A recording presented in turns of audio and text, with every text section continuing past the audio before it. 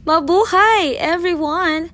To all listeners, aspiring international students, overseas workers, and dreamers, hi there! Idlis here.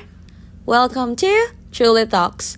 For today's episode, I am joined by a young woman whose story is about strength, healing, independence, and starting a new chapter abroad. Hi, Era! Welcome to Truly Talks.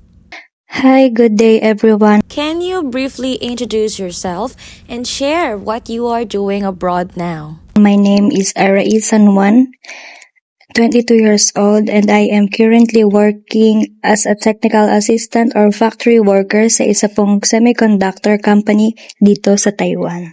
What made you decide to work abroad and start a new chapter in a different environment? Sa mga hindi po nakakaalam, naulila po ako sa parehong magulang.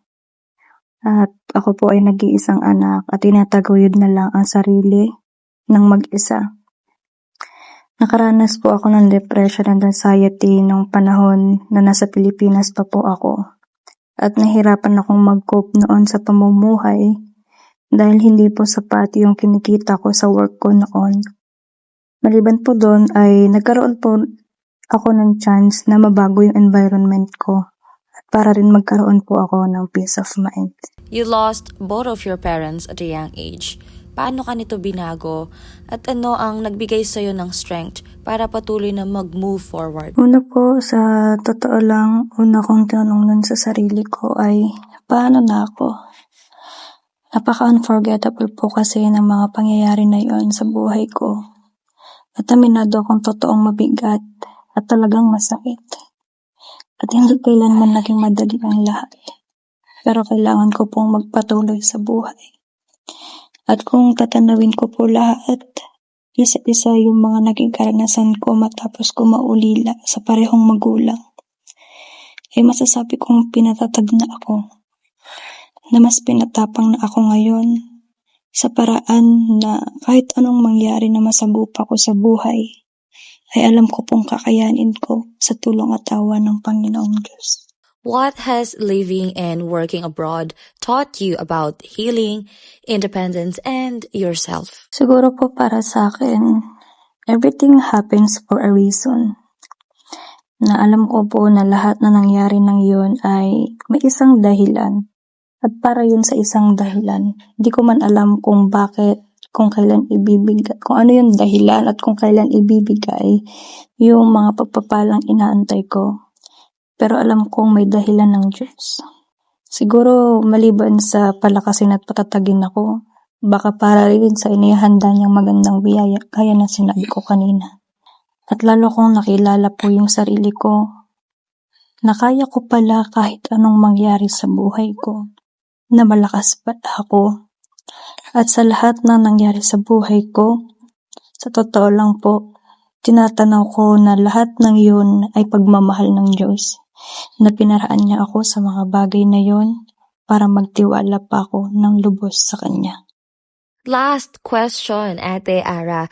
Anong message ang gusto mong ibigay sa mga kabataang may pinagdadaanan, nahihirapang mag-adjust, or trying to start again? Para sa mga nakikinig na to,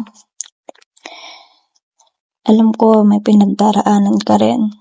Lahat tayo dumadaan sa mabibigat na pagsubok o anumang bagay na nararanasan natin sa araw-araw. Hindi ko man nakikita, hindi man alam ng mga nakapaligid sa'yo. Ito yung masasabi ko sa'yo. Kung nadapa ka, bumangon ka kaagad at tumingala ka sa langit. Alam mo, may nakikinig doon. Palaging may nakikinig. Hindi rin masama lumabas sa comfort zone mo para sumubok ng isang bagay o ibang bagay para mas matuto at malagpasan mo yung lungkot o sakit ng nakaraan. Kailangan mong tatagan pa, hindi lang para sa sarili mo, kundi para rin sa mga nagmamahal sa'yo. Kayanin mo pa dahil alam ko may magandang nakalaan rin na biyaya para sa'yo. Hindi man ngayon ibigay yun ng langit, pero alam ko darating yung pagkakataon, masasabi mo sa sarili mo, I made it. Kasi ako, sa totoo lang alam mo, malayo pa ako, pero malapit na. Before we end, Ate Ara, please complete this sentence.